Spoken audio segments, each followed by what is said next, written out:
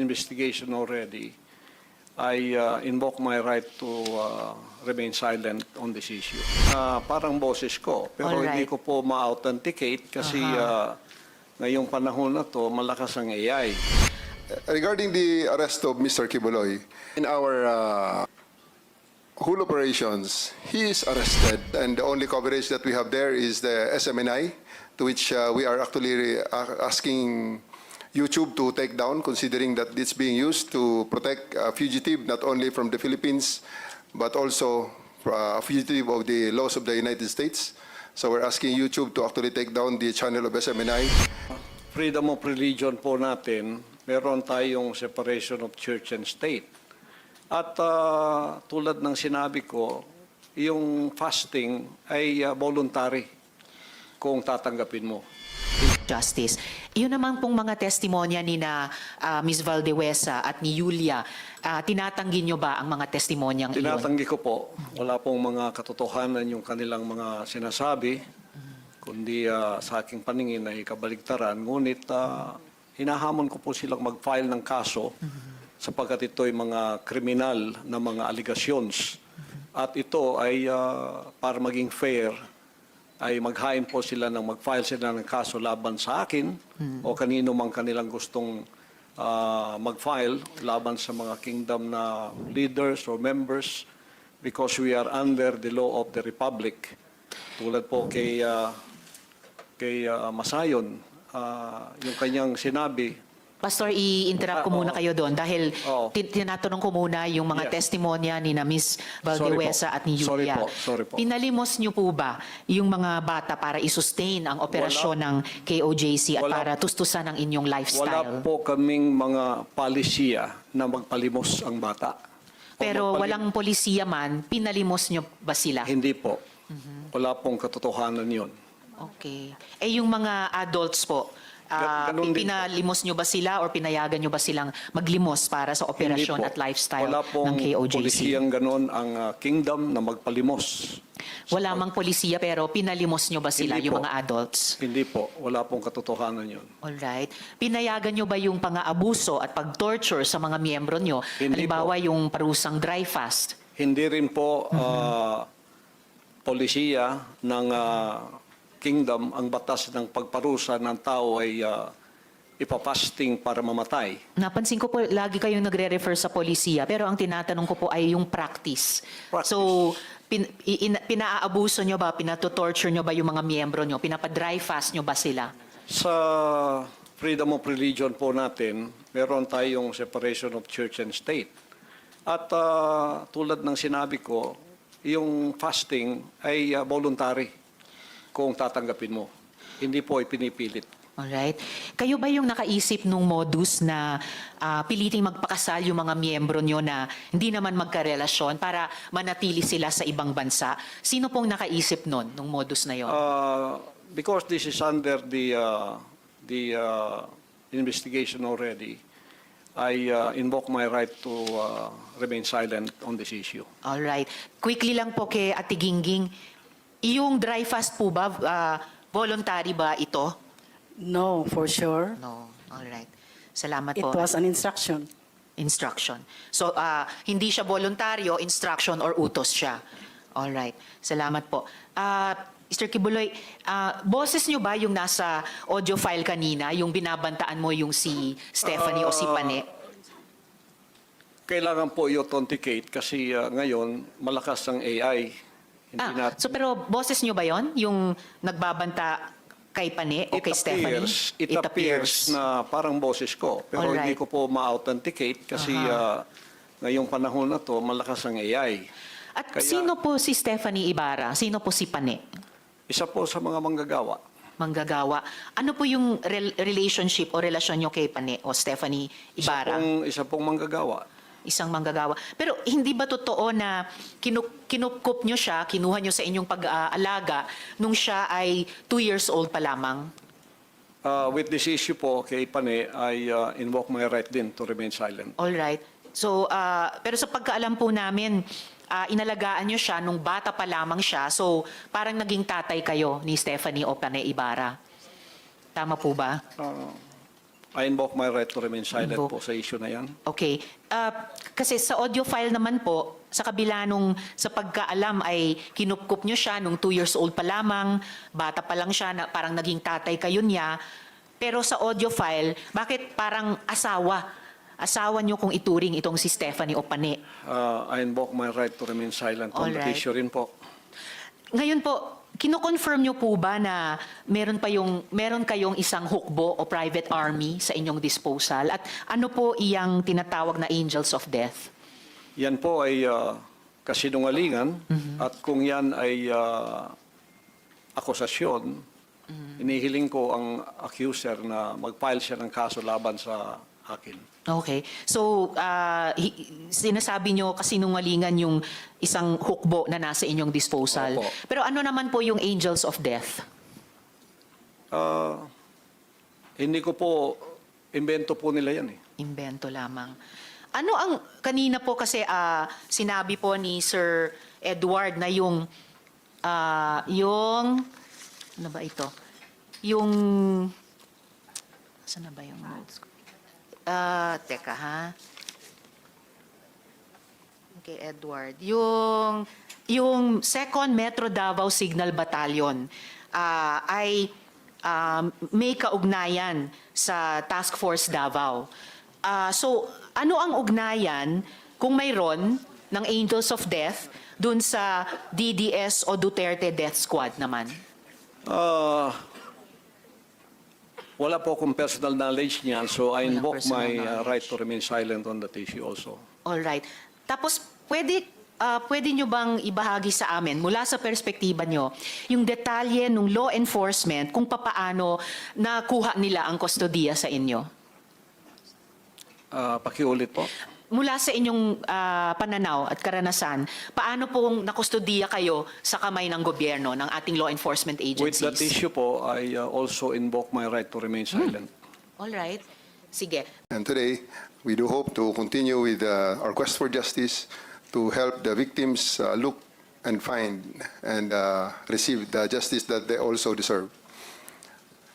Regarding the arrest of Mr. Kibuloy, in all intents and purposes, in our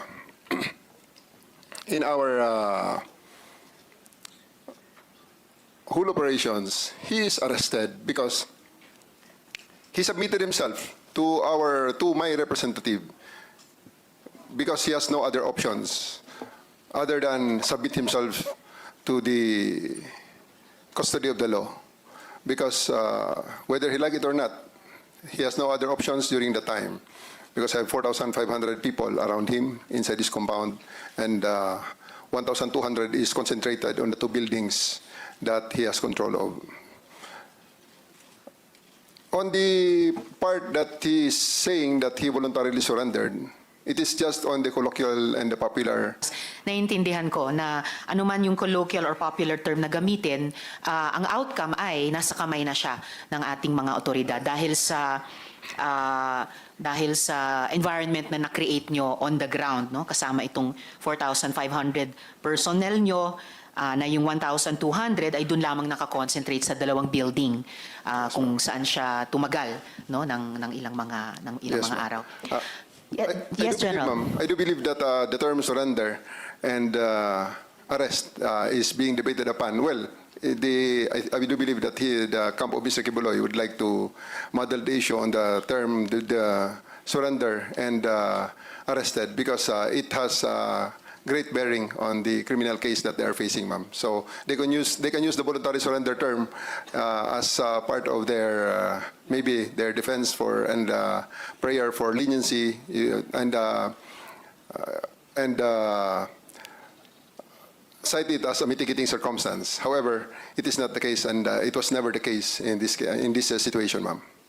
Well, in any case po, General, tulad ng nagtiwala kami sa PNP na sa tulong ng ibang mga other units na nag-a-assist ay mapapasakamay nyo rin si Mr. Kibuloy.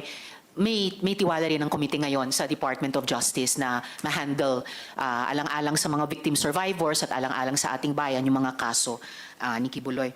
General, ang sabi niyo po ay may mga continuing crimes na nagaganap sa loob ng KOJC compound. At sabi niyo po na may mga iba pang mga biktima na gusto ng PNP pang sagipin. So, pwede po ba kayong mag-elaborate tungkol dito? As of the moment, ma'am, we are partnering with the Department of Justice in building up other cases to be filed against Apollo Kibuloy and his cohorts, his companions.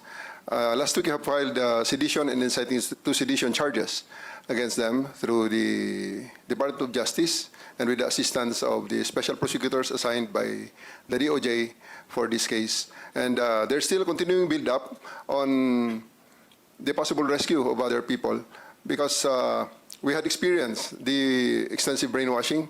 Mr. Kibuloy had a head start of around 30 years against the law enforcement, and we are just scratching that up.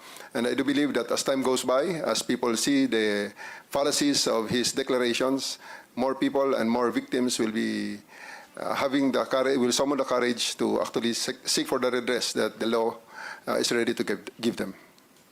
Maraming salamat para doon, General Torre. Yun din yung wish ng komiteng ito. At napaka-importante yung sinabi nyo na may build up pa kayo para sa dagdag na possible rescues. Of course, mga adults din. At lalong-lalo na siguro yung mga bata tulad nung anak ni Miss Jocelyn na buti na rescue na rin yan, no? At sa tulong din ng DSWD at saka DepEd.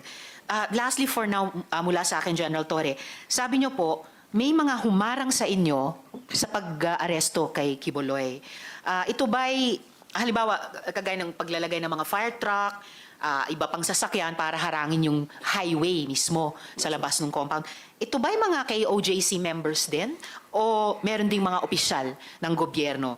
Sa tingin nyo ba ay may involvement pati yung local government sa pagprotekta kay Kibuloy? Well, on the direct evidence that we have right now, ma'am, we have seen members and non-members alike who had conspired to prevent us from serving the warrant of arrest for Kibuloy, or at the very least make it very, very difficult for us to actually do our job. And it's not for the persistence and faith of my superiors and the people from the government, and also the cooperation and the blood, tears, and sacrifice of my men. We would not have achieved and overcome that the obstacles that they did to prevent us from achieving the mission. We had experienced roadblock after roadblocks, and in the pressures, especially considering that the compound is very large and the only coverage that we have there is the SMNI, to which we are actually asking YouTube to take down, considering that it's being used to protect a fugitive not only from the Philippines but also a fugitive of the laws of the United States. So we're asking YouTube to actually take down the channel of SMNI and also Facebook for them to prevent from using those social media platforms as leverage for their illegal activities and criminal activities, basically. And at this juncture, ma'am, I would like to thank the Senate for giving us this chance to show to tell our story, the side of the story, hoping that this is a hearing in aid of legislation, and I do hope that legislation will really be passed to help us and again give leverage to the law enforcement, because I can really feel that in the 6-10-day operation we have reached the limits of the law, and we have really tested the limits of the law there, and I do believe that we still did everything within the bounds of the law, however difficult it may be.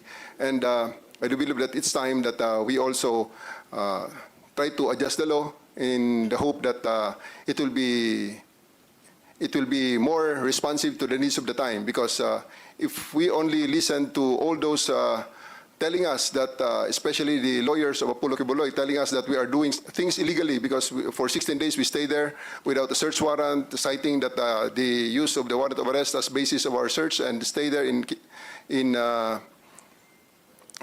compound, which I believe that they are wrong, really gave us this sometimes this sense of doubting ourselves, especially that the propaganda day in and day out is hitting us left and right. And I do thank that this opportunity comes, because if we don't if we don't adjust and make the law more responsive to the current times, it will create a situation where some people will be definitely beyond the reach of the law.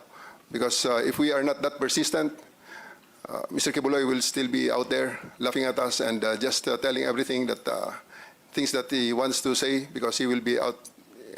He will be always out of the reach of the law. So thank you very much, ma'am, for giving us this opportunity to be part of the crafting of more responsive legislation, so that we can be better and more effective in our law enforcement and in the assistance and in the implementation of the processes of the laws of the land. Thank you, ma'am.